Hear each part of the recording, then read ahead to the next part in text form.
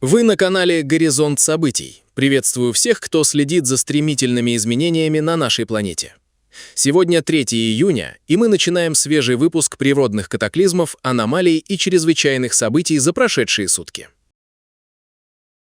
Казань ушла под воду из-за мощнейшего залпового ливня с градом, который обрушился на город днем 2 июня. Буквально за час обильных осадков дороги превратились в реки, а столица Татарстана столкнулась с транспортным коллапсом. Ливневые канализации не справились с огромным объемом хлынувшей воды.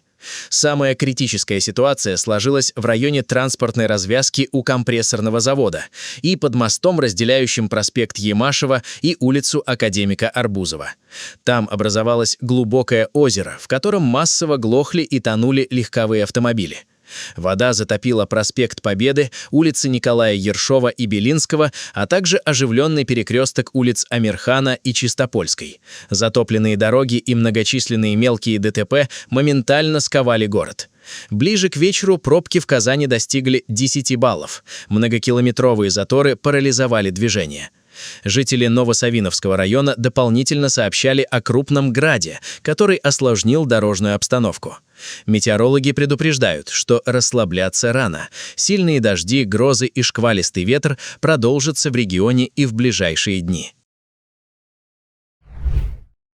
В Кисловодске гигантский каменный валун едва не раздавил людей на популярном туристическом маршруте. ЧП произошло у подножия знаменитой горы Кольцо, где расположен оживленный сувенирный рынок. Огромная скальная глыба внезапно сорвалась со склона и покатилась прямо на торговые ряды, повредив один из павильонов. Находившийся рядом парень, местный продавец, в самую последнюю секунду успел среагировать и отскочить в сторону от валуна. Благодаря счастливой случайности никто из многочисленных туристов и работников рынка не пострадал. Основной причиной происшествия называют затяжные обильные дожди, которые в последние дни идут по всему региону. Влага сильно ослабила почву, из-за чего многотонный камень потерял опору и устремился вниз. Крупный лесной пожар в Лос-Гарросе, в испанском муниципалитете Мурсия. Огонь вспыхнул в районе природного парка Эль-Валле и Караской, неподалеку от популярной смотровой площадки Креста-дель-Гайо. Пламя охватило сухой сосновый лес и кустарники на площади около 110 гектаров. Ситуацию сильно осложняет 40-градусная жара, из-за которой в регионе действует оранжевое метеорологическое предупреждение. Власти провели экстренную превентивную эвакуацию около 100 местных жителей из ближайших жилых домов. Испуганные люди хватали домашних животных, личные вещи и пытались защитить свои дома с помощью садовых шлангов. К тушению пожара привлекли более 400 пожарных, а также вертолеты и гидросамолеты. Спасателям удалось сдержать огненный фронт у жилой зоны, минимизировав прямую угрозу домам. Однако тушение продолжается в горных массивах. Сообщений о пострадавших пока не поступало. В Швеции водитель эстонского лесовоза едва не повторил сцену из пункта назначения. На кадрах видно, как водитель теряет контроль над транспортным средством. На протяжении нескольких сотен метров прицеп раскачивается то в одну, то в другую сторону, пока бревна не начинают вылетать и падать на дорогу. Лишь примерно через 300 метров загорелись стоп-сигналы. К счастью, в отличие от фильма, обошлось без пострадавших. В мексиканской столице Мехико объявили максимальный уровень опасности из-за катастрофического шторма, парализовавшего западную часть мегаполиса. Вечером на район Куахимальпа обрушился аномальный ливень с мощным градом и ураганным ветром. По данным местных метеорологических станций, в эпицентре стихии за час выпало более 80 мм осадков, что эквивалентно месячной норме.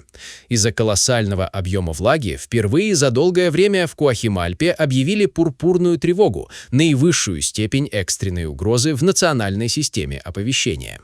Главные улицы и проспекты района превратились в бурные и полноводные реки. Стремительные потоки воды и ледяного крошева буквально сбивали с ног пешеходов и уносили за собой припаркованные автомобили. Десятки транспортных средств оказались полностью затоплены или заблокированы в низинах.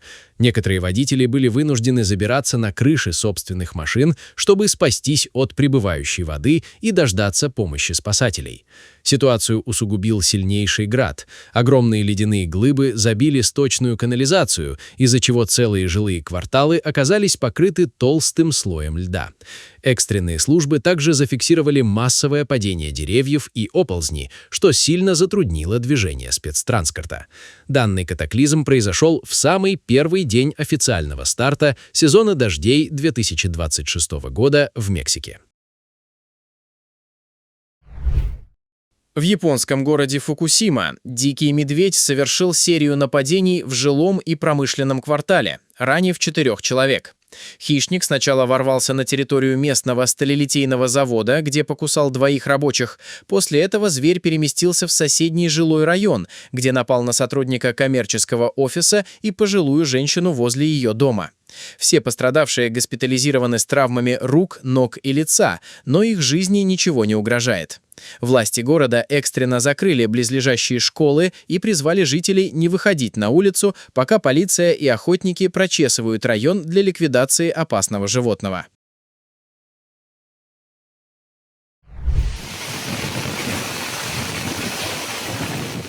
Во вторник экстремальные погодные условия нанесли удар по Пьемонту. Одним из эпицентров удара стал Борго-Ревел, крупный пригород Вероленго в итальянской провинции Турин. После 10 дней аномальной летней жары, когда столбики термометров превышали 33 градуса, в регион прорвался холодный Атлантический фронт. Столкновение воздушных масс вызвало мощнейший конвективный взрыв. Жители Борго-Ревел столкнулись с разрушительным метеорологическим феноменом под названием микропорыв, скорость которого достигала 100 км в час.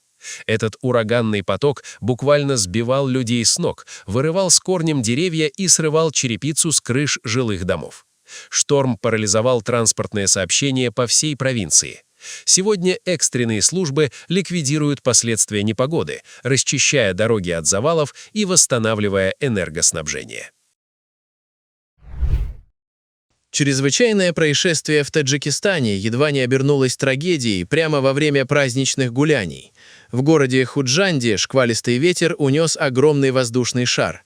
Аэростат установили на площади возле театра имени Камали Худжанди. Это был праздничный подарок для жителей от местной компании в честь Международного дня защиты детей. Однако организаторы не учли резко ухудшившуюся погоду и не обеспечили надежную фиксацию.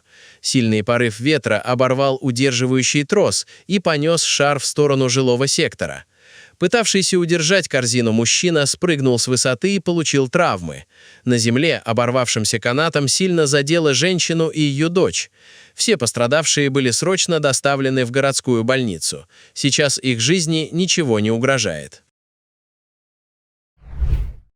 В разгар календарного лета на столицу штата Колорадо в понедельник обрушился сильный градовый шторм. Короткий, но чрезвычайно интенсивный натиск стихии буквально за 10-15 минут превратил городские улицы в зимний пейзаж. Эпицентр грозового фронта пришелся на деловой центр Денвера и район Лодо. По сообщениям Национальной службы погоды США, на город обрушился град размером с мяч для гольфа. Диаметр отдельных льдин превышал 4,5 сантиметра. Стихия сбивала листву с деревьев, уничтожала городские посадки и разбивала стекла автомобилей.